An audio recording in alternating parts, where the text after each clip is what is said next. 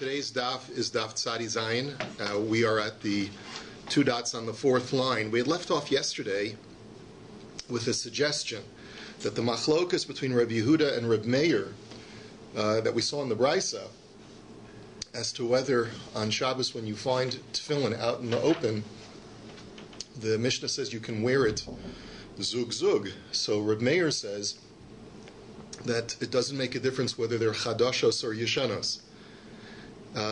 And Rabbi Yehuda says only yeshanos, only old tefillin, which means that it's been knotted properly, but not chadashos, but not new tefillin. So we had suggested that the machlokis is very similar to the issue that we discussed with techeles, strings that you find in the street. Do you have to fear that maybe this was not made for tzitzis, or does its shape and size and color, is that enough of an indication that it was made for tzitzis? Because why would someone go to the bother of dyeing tcheles strings if not for the purpose of tzitzis? So too, why would a person go to the bother of creating a leather box in the shape of tefillin if it's not for the purpose of tefillin? So Rabbi Meir maintains that position, and he says a person's not going to be matriach, he's not going to go to that extent unless it's for the purpose of tefillin, and therefore you can assume that even though it may not be knotted properly, it's still tefillin, and you can save it. And Rabbi Yehuda says no, you have to be choshish that maybe it's an amulet, and that it was made as a facsimile of tefillin, but it's really not tefillin. So that's the machlokas, the Gemara says. However, now we're going to come off of that. We're going to reject that, and we're going to say, V'hashta d'tani avua d'shmuel bar Rav Yitzchak. But now we found a brisa that states as follows. Elu hein yeshanos. That what is the definition of an old pair of tefillin, a used pair of tefillin? Kol sheyesh behen ritzuos umekusharos. Any tefillin that has straps, and the straps are properly knotted. Chadashos yesh behen ritzuos v'lo mekusharos. And what's the definition of brand new tefillin? New tefillin is that it has straps, but the straps are not knotted. Now, if the straps are not knotted, so then what does that tell you? Dekule alma lo tarach inish. That really, the issue here at hand is that Rabbi Yehuda is not concerned that maybe this is not a real pair of tefillin. That's not the issue. Rabbi Yehuda is concerned that the fact that the tefillin is not knotted may cause you to tie a knot in the tefillin on Shabbos. That's what his concern is. The concern is that you're going to find the tefillin, you're going to want to put it on, and you're going to say to yourself, well, the proper way to put on tefillin is by tying a knot. Tying a knot is a malacha deoraisa. So he's worried that you're going to do a malacha by us allowing you to wear back the tefillin. And that's why Rabbi Yehuda says it's usher. So it's got nothing to do with whether or not a person is going to be matriach to create a facsimile of a mitzvah. Okay? So the Gemara says, well, let's follow along that presentation. Frek the Gemara, if your concern is, Rabbi Yehuda, that you're going to be making a knot, what's wrong with making a bow? Why don't we tell a person, make a bow instead of making a knot? What's wrong with doing that and have a kosher tefillin that way? Amar Reb Chisda zos omeres aniva pesula b'tefillin. So Reb Chisda says what we can deduce from here is that in order for the tefillin to be kosher, it has to be a permanent knot. If it's a non-permanent knot, so then you're not fulfilling any directive of having the proper tying of the tefillin. However, Abaya disagrees. Abaya Amar Reb Yehuda l'taimei d'Amar aniva kishira ma'al yasahi. No, I would argue that making a bow is a valid form of wearing tefillin, of fulfilling the mitzvah of tefillin. But for Rabbi Yehuda, there's a problem even if you were to make a bow, because Rabbi Yehuda holds that making a bow is tantamount to tying a knot, and therefore you'd be doing a malacha.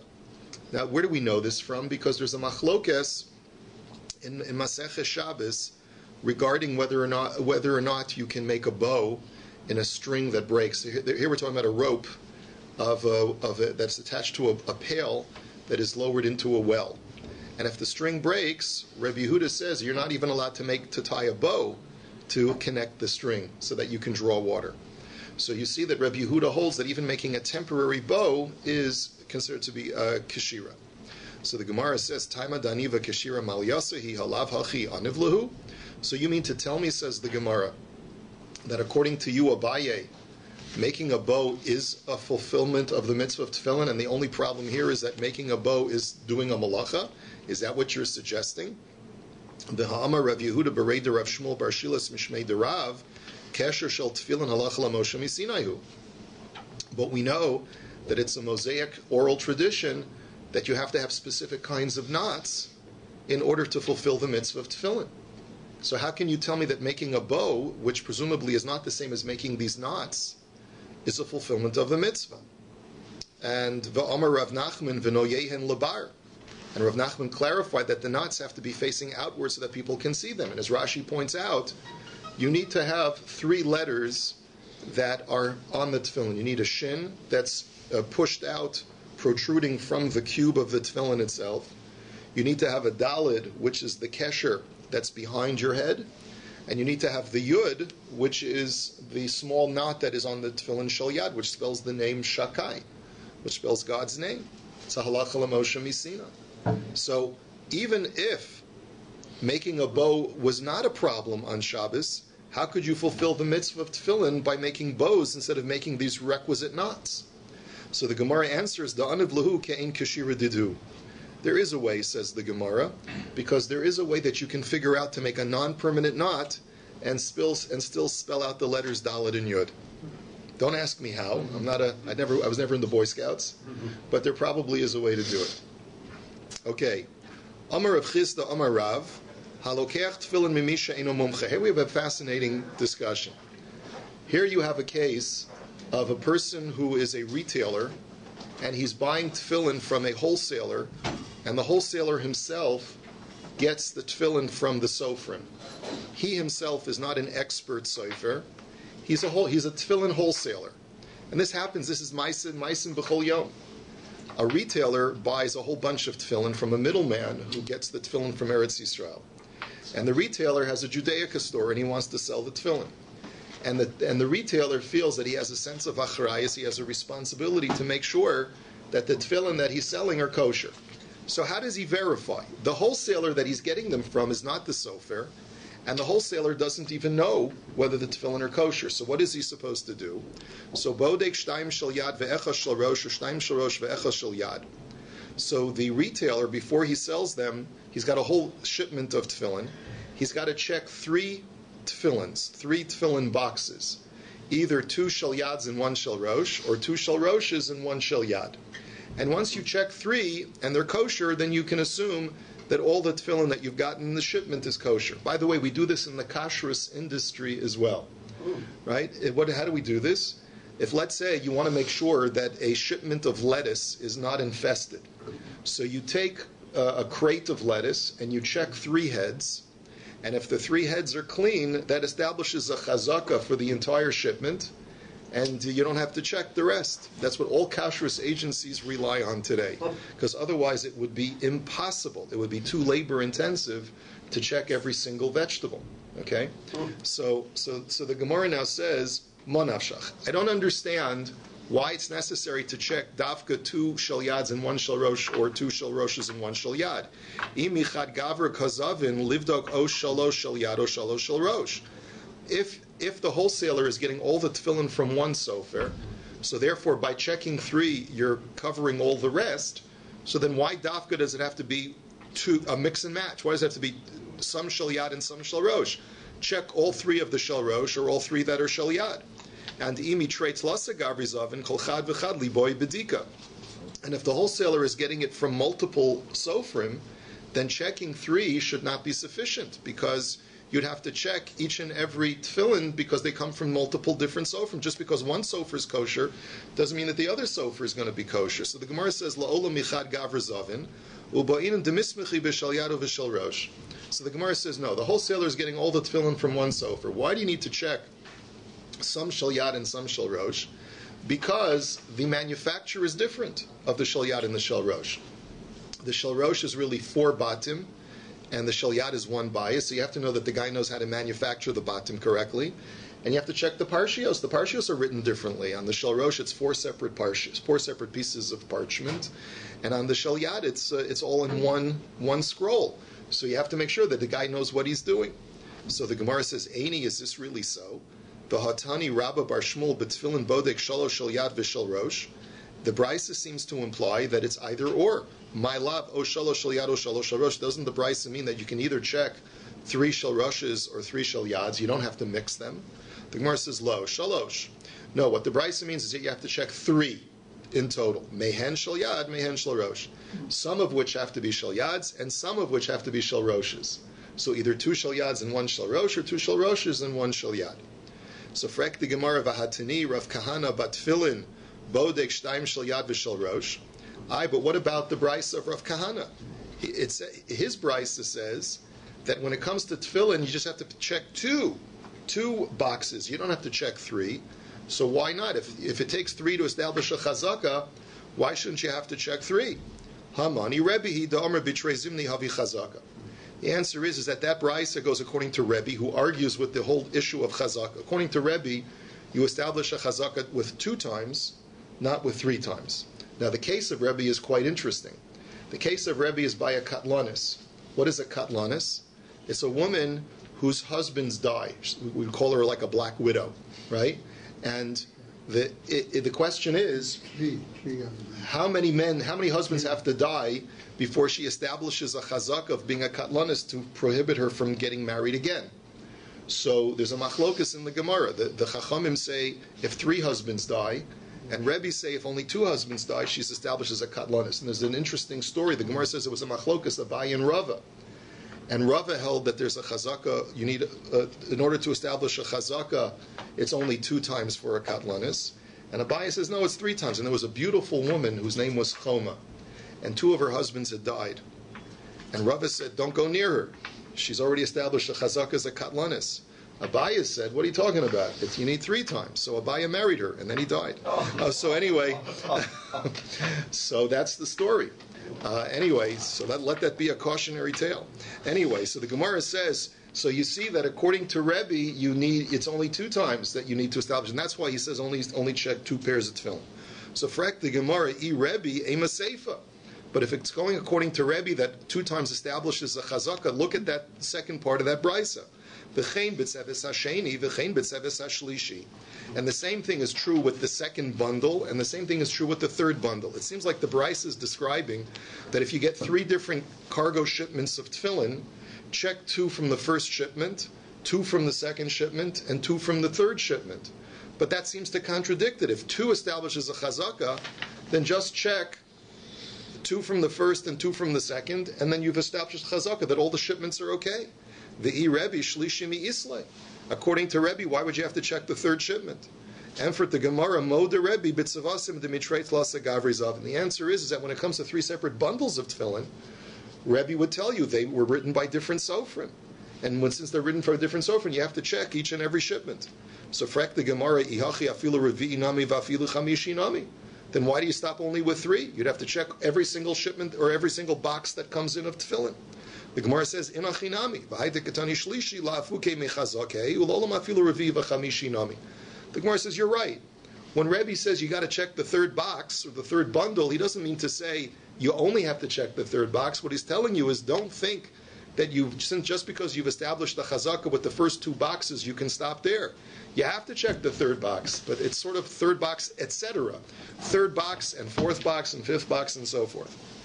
That's what the brisa means. Okay, so anyway, the normative halach is that 3 times is what is needed to establish a chazaka. Now, mitzvah and savasim al krichos v'chuli. Let's go on to the next part of our Mishnah. The next part of our Mishnah had said that if you find the tefillin all wrapped in bundles, then the halacha is you should stay there until Shabbos is over, and then you can bring them home. You shouldn't do anything. And if it's a time of sakana, then just cover them and go home. So my tzavasim u'may krichos. The Mishnah had used 2 different terms to describe bundles of tefillin. What's the difference between tzvasim and krichos? So Amar Rav Yehuda, Amar Rav, hein tzvasim, hein krichos. Tzvasim zevuye, or some are gore zuze, and krichos the krichan tuva. So the difference only is how many pairs of or how many tefillins are bunched together. The term tzvasim implies that the shalrosh and the shalyat are wrapped together, and you have a bunch of those couplets or pairs of shalrosh and shalyat wrapped together. And krichos is that you have more than just two wrapped together, you have a whole bunch wrapped together. But that still doesn't explain why, even if they're wrapped together, just disentangle them and wear one pair at a time, wear it back to the yishuv. So the Gemara is going to ask that question. Why do you have to stand there until Shabbos is over? Why don't you just wear them one at a time, just like if you'd find tefillin that was not tangled together? So Amar Rav Yitzchak Bereda Rav Yehuda Lididi Mefarshali Minei Da'aba. Rav Yitzchak says that my father explained it to me that kol she'ilu machnisan zug zug v'kolos kodem shkia sachama machnisan zug zug v'ilo machshich aleim umevian. He says my father explained that the issue over here is that you have such a large number of tefillin, when you have large bundles of tefillin, that even if you were to wear them one pair at a time and walk back with them, you still would not finish before sunset, before Shabbos ends. And as a result, since you're going to have to come back after Shabbos anyway to get the rest of the tefillin, then why bother? It's excessive tircha, which really doesn't have any payoff, because you're going to be left with excess tefillin anyway after Shabbos, so you might as well just wait and do nothing until Shabbos is over, and then bring them all back with you after Shabbos. And then it says, Uvesakana mechasan v'holech, that when there's a time of danger, when you're worried about getting attacked, so then just cover them and go home. And then you'll come back later and see if you can retrieve them. So frek the Gemara v'hatanya uvesakana molichos pachos pachos me'arba amos. But there's another brisa that says that when it's a time of sakana, you are supposed to be proactive. You're supposed to pick them all up, walk less than dalet amos, then stop, and then walk another less than dalet amos and stop. And this way, you're not doing any hotza deoraisa, and the Chachamim would suspend the prohibition of walking less than dalet amos. So why doesn't the Mishnah advocate that as well? It seems to be the same case. Amarav lo kasha habesakanas nachri habesakanas listim. Now there's a whole issue in Rashi. I'm going to learn like the second shot in Rashi. So if you look at the first part of Rashi, this won't make any sense. But the second part of Rashi explains that there's two types of sakana involved. One is the sakana of shmad, which is religious. It's a time of religious persecution, where let's say the non-Jewish government made an edict that Jews are not allowed to express themselves religiously. They cannot wear tefillin. If the governmental official will find you wearing tefillin, he'll throw you in jail or perhaps shoot you. And what? It's like BAYT today. Right. Okay, or the former Soviet Union, whatever. And so what's going to happen is, that's where we say that you should not carry them, because if you carry them back, even pachos midalet amos, you could get arrested, and that's a sakana. So just cover them and go home without anything. The case of the brisa is a case where there's a danger of bandits, of listim. That's the danger of bandits. If you cover them, or if you just stand there, so then we're worried that you're going to get attacked and the tefillin will get damaged. So therefore we say, pick them up and walk slowly, stop, and then walk a little bit, stop and walk a little bit until you get them back safely, and that way you're not endangering yourself and you're protecting the tefillin as well. Okay, that's the difference between the two. So Amar le Abaye. So Abaye says to him, B'mayu kimta l'masnisin b'sakanos ovdei galilim ema seifa. So if you're telling me that our mission is talking about a time of shmad, where if you're caught with tefillin, you're going to get arrested and maybe get killed, so then take a look at Reb Shimon. Reb Shimon disagrees with the Tanakam, and he says, Reb Shimon Oimer, nosen l'chavero v'chavero l'chavero, that what you should do is set up a relay. You take the tefillin, give it to your friend will give it to his friend, and so forth. He says, so kol shekain da'av shemilsa. He says, if our Tanakama has a problem with just one person carrying it, pachos midalet amos, then surely doing it this way with a whole entourage of people is going to create even more publicity. How could Reb Shimon hold that this is a viable solution if there's a danger of creating a spectacle and getting us all arrested? So the Gemara answers, Chisuri machzor avahachi ketoni. You're right. There's this little piece missing from our Mishnah, which has to be read as follows. Bamed var mamurim. When do we say that everyone agrees that you should just cover it and go home? B'sakanas ovdei galilim. When there's a time of shmad. Avol b'sakanas listim molichos pachos midalet amos, and Reb Shimon Oimer nosen lechavero v'chulei. So, but when there's only a fear of bandits that you're going to get attacked, so then don't stand there. you should pick up the tefillin and walk a little bit less than Dalet Amos and stop, etc. And that's where Reb Shimon disagrees. Reb Shimon doesn't disagree in the case of Shmad. He only disagrees in the case of bandits. There he says, no, instead of one person walking pachos midalet amos, it's better for you to have a relay of multiple people passing it from one to the other. So let's understand the machlokas between the Tanna Kama and Reb Shimon. Mar savar pachos mi arba amos adif, the iyomart nosen lechavero v'chavero lechavero ab shamil sede Shabbos. The Tanna Kama says it's much better for one person to do this himself, because by having a multiple relay with multiple people, you're creating a bigger spectacle, and it becomes more of a public display of sort of overriding the rabbinic safeguards of Shabbos, and therefore we don't want it to be more of a public spectacle.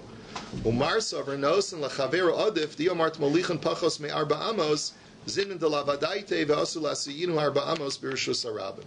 And the other opinion, which is Reb Shimon, he says, no, it's better to create a relay where no one person is carrying it more than Dalet Amos. Why? Or, in other words, you're going to constantly be relaying it so that one person is not going to stop and go. The reason is because, people get impatient. If you tell one person, stop and go, instead of taking one step, he may take a second step. And then eventually he's going to end up walking Dalet Amos. So we want to avoid that, and it's better to have a relay then instead. Then the Mishnah had said, V'chein b'no, the same halacha applies if you have a baby child that is out in the wilderness, you can pass it, said Reb Shimon, from one person to the other. So, b'no, my boy Hassam, how did your baby get in the wilderness? So the Gemara says, Debei menashe tana b'sheyoldaso imo b'sada. What happened was your wife went into labor when you were traveling, and it happens. Like today, it happens in the taxi cab. Back then, it happened when you were out in the field. So umaya filu hein meya. So then, why did the Mishnah have to say that even if there's 100 people in the relay, you can do this? The chiddush is da'afal gav dekashile yada afilu hachi ha'adifa. That even though you could have argued that it's actually not so healthy for a baby to be passed from one person to another to multiple people, and you could have argued that it's better for one person to carry the baby pachos midalet amos. No. Here Reb Shimon says, even though it's not as healthy, it's not as advantageous to the baby to be passed from one person to the other, we still say that this is the preferred method. Okay? The baby will have to tough it out. He'll develop new antibodies. Okay. Anyway, Reb Yehuda Omer, no sein adam chavis. Reb Yehuda says that a person is allowed to transport a barrel by passing it from one person to the other, and he went so far as to say, even if the owner of the goods it's outside of his tchum, you can still transport it farther than that owner's tchum. And that's a big chiddush. The Chachamim said, no, you can't do that because the barrel is relegated to the tchum of its owner. And if so you can't trespass beyond the radius of that guy's tchum. So the Gemara says we have to challenge Rabbi Yehuda.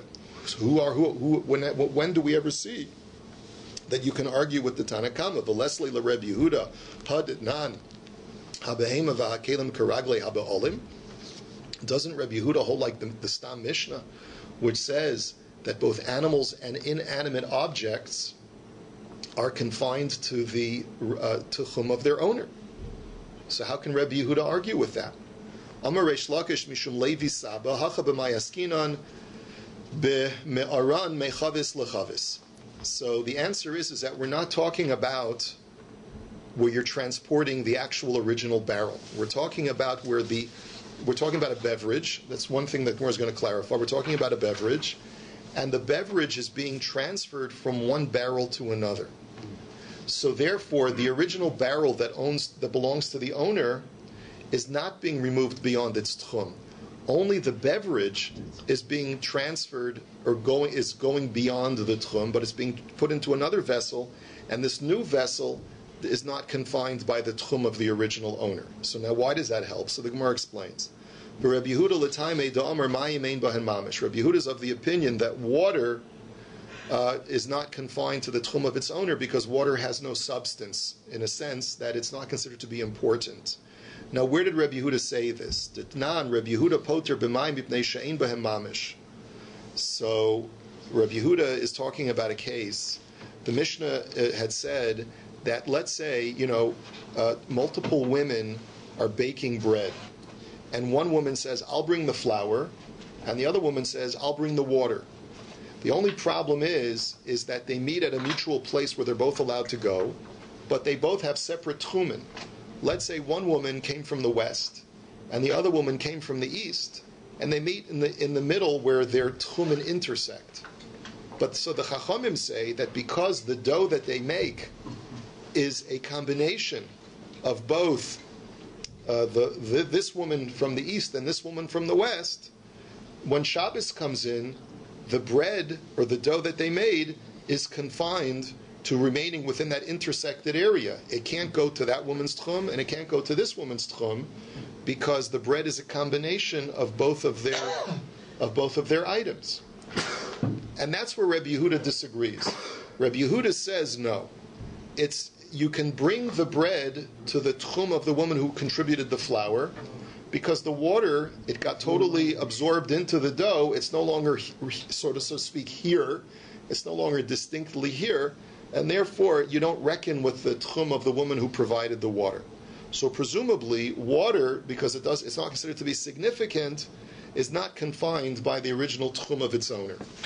So the Gemara says, "Umay lo tahalech zu, lo yahalech masha v'zu yosem eraglei halom." And therefore, accordingly, if we're saying that our Mishnah is talking about where you transfer the beverage from one barrel to another, when the Chachamim argue with Rabbi Yehuda and they say that no, this thing cannot travel beyond the confines of its owner, they're not referring to the barrel, they're referring to the contents of the barrel. Therefore they say, Lo yahalich ma shebezu, that which is inside the barrel may not travel beyond the confines of its owner.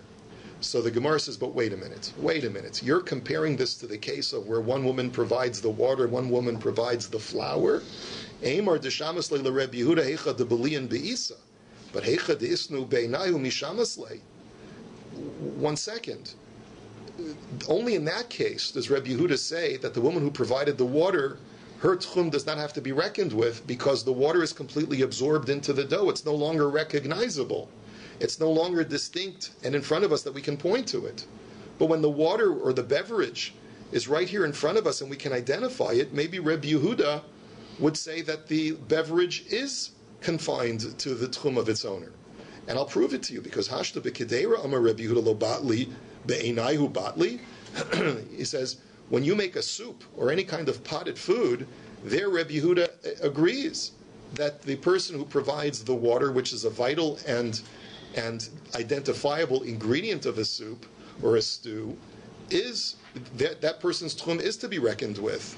So surely, when it's just water, it's just clear water or any other kind of beverage, surely Rabbi Yehuda would have to say that you have to reckon with the tchum of its owner. The Tanya, Rabbi Yehuda Omer, and I'll prove it to you, because the Brisa says that Rabbi Yehuda says, "Ma'im u'melech b'telim be'isa," that the woman who provided the water and the salt, her tchum you don't have to reckon with, because those are completely absorbed into the dough. However, ve'ein b'teilin b'kederim v'nei rotva. But when it comes to water and salt in a stew or a soup, so then there those ingredients are recognizable, and therefore you don't say that they're batal. They're not considered to be completely ancillary to the person who provided the carrots and the chicken or whatever, right? So you clearly see that once, if the beverage is clear and present and identifiable, then it's not considered to be unimportant and unconfined to the tchum of its owner. So Ella Omar Rava, so Rava says, you're right. We have to reject that suggestion that we're talking about transferring the beverage from one barrel to the other. That's not what our Mishnah is talking about. But rather, what says Rava? Hacha bechavis shekansa shvisa umayim shalokanu shvisa askinan. Here we're talking about a case where the barrel is owned by a specific person and the barrel is leaving the tchum of the owner, but the water that's inside the barrel was harvested or drawn today from a moving body of water such as a river or a stream. And in that situation, water that is a moving target, a flowing stream of water, since at the inception of Shabbos it was not in any one stationary place, there's no such thing as that water being koina shvisa, of being confined to a radius of 2,000 amas. And therefore, debat lechavis legabe mayim. And therefore, Rabbi Yehuda is of the opinion that since the water is the objective and the barrel is only there to carry the water, the barrel attains the status of whatever the water is. And since the water is not confined to 2,000 amos, so too the barrel is not similarly not confined. The Chachamim would disagree, and the Chachamim would say, while we agree that the water is not confined to the limits of its owner, but the barrel is confined, and therefore you can't transfer the barrel any further. Kiditnan, and this is based on a Mishnah. Hamotzi hachai b'mita pater afalamita mipnei shahamita tefela lo. This concept of a container or a holder being ancillary to the contents, which is the main objective, is taught in a Mishnah. We know that hachai no seyas atzmo. We know that if you carry a living animal or human being, you're not in violation of Shabbos midioraisa. Why? Because of the principle that anyone who is alive is considered to be carrying itself. You're not really doing all the carrying. What if I carry a human being on a stretcher? So by virtue of the fact that the human being is alive means I'm not carrying the human being midioraisa, and the whole purpose of the stretcher is as an ancillary effect of the human being, and therefore I'm not considered carrying the stretcher either, even though it's inanimate, because it's tafel to the Baal Chai. It's tafel to the living being. And similarly, hamotzi ochlin pachos mikashir bichli pater afalakli mipnei shakli tafelo. Similarly, when it comes to carrying food items, we learned in Masechah Shabbos that there's a minimal shear that you have to carry. I think it was a grogeris. I don't remember. That you have to carry or kikosevis maybe. I don't remember whether it was a grogeris or a kikosevis, but it was like the size of a date that you had to carry in order to be chayiv for carrying food, doing hotzah of food on Shabbos. What if I have a slightly smaller than that shear, and I have it in a little pouch?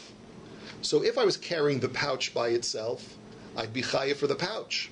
But since the whole function of the pouch is a holder for the food, then since I'm putter for the food and the pouch is ancillary to it, then I'm putter for the pouch as well.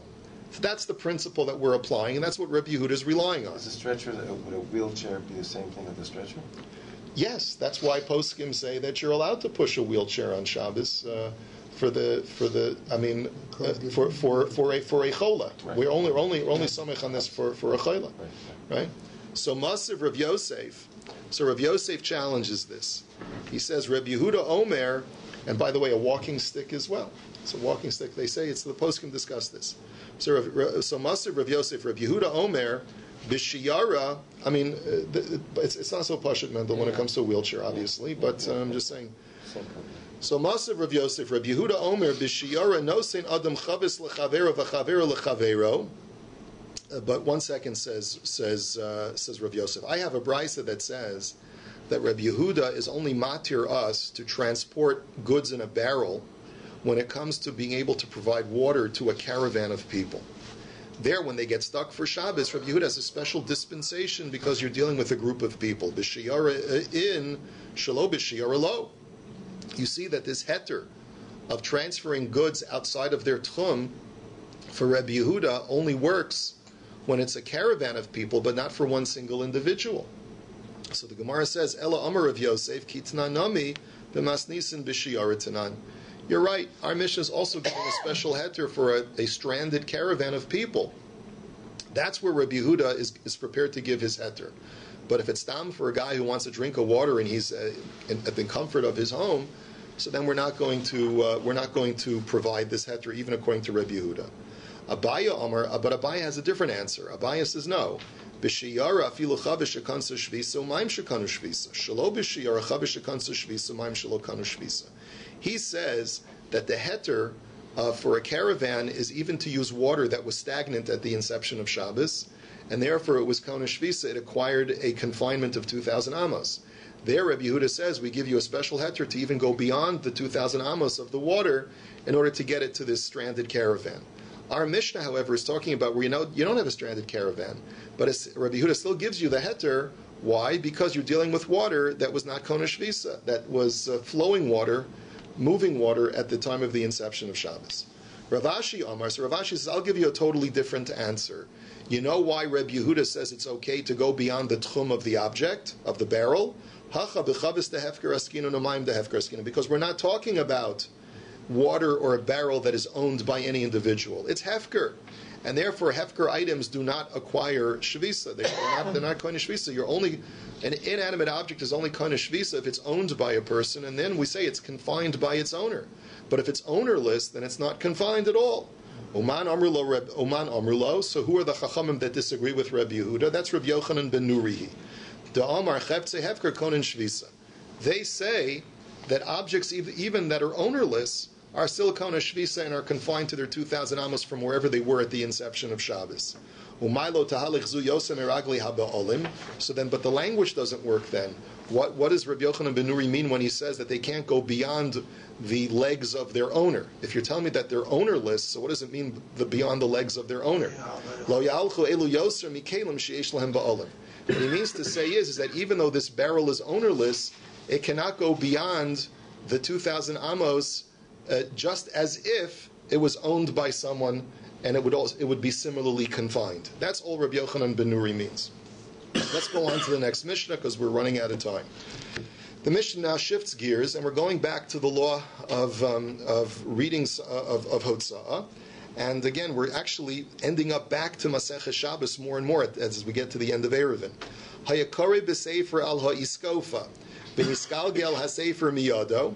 That if a person is reading a scroll, here we're talking about a scroll of scriptures, a Megillah, a Sefer Torah, whatever, but it's written in a scroll, and all of a sudden, accidentally, the scroll unfurls.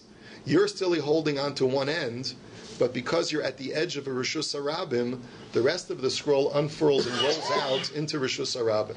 So you got Saras here. On the one hand, part of it is in Rishus Harabim. On the other hand, part of it is where you are, which is some private domain. So what are you supposed to do? Gololo etzlo. So the Mishnah says, since it's not totally out in the Rishus Harabim, you have a right to re-roll it and bring the rest of the scroll back towards you. However, if you're on a rooftop, and I guess on the ground level of this roof is a Rishus Harabim, and you're sitting at the edge of the roof. Well, this should be a cautionary tale. What are you doing reading a Sefer Torah at the edge of a roof?